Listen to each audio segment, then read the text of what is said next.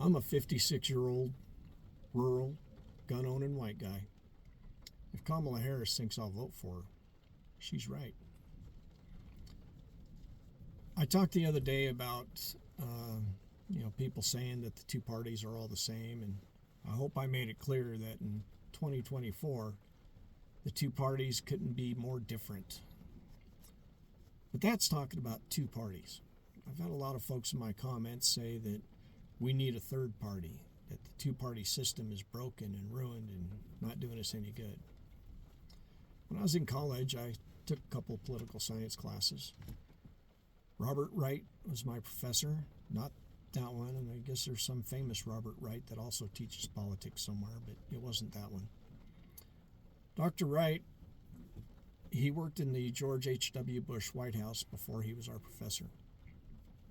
And one day we were talking about the parties. And I asked him, it's like, why don't we have a third party? Don't you think we would be better off if we had a third party? And he recounted the story of when he was working for President Bush. He was in Italy, and he was having a meeting with their leader. In the middle of that meeting, one of his staffers, one of the Italian staffers, interrupted, came into the office and whispered something in the leader's ear and left. And the leader of Italy said, well, gentlemen, I'm sorry, but we have a new government now. I'm not the leader anymore. Just like that. You see, Italy is one of those countries with a lot of parties. And all those countries that have multiple parties, they have coalition governments.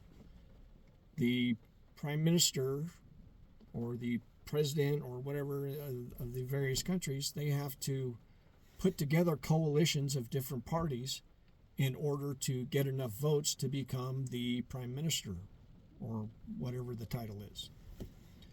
That means that at the drop of a dime, one party can break allegiance with the ruling party and make an allegiance with the minority party, and all of a sudden, you got a new leader. That's not a very healthy way to run a country, if you ask me.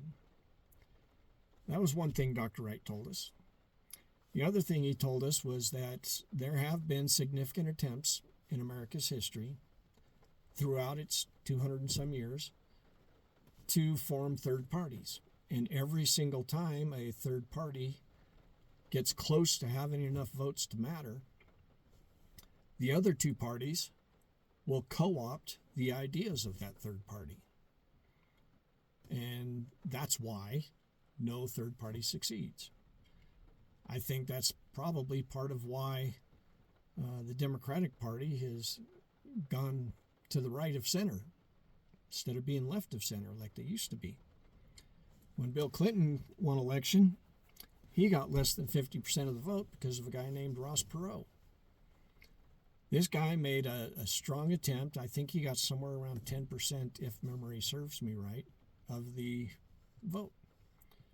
And that might be what enabled Bill Clinton to win office.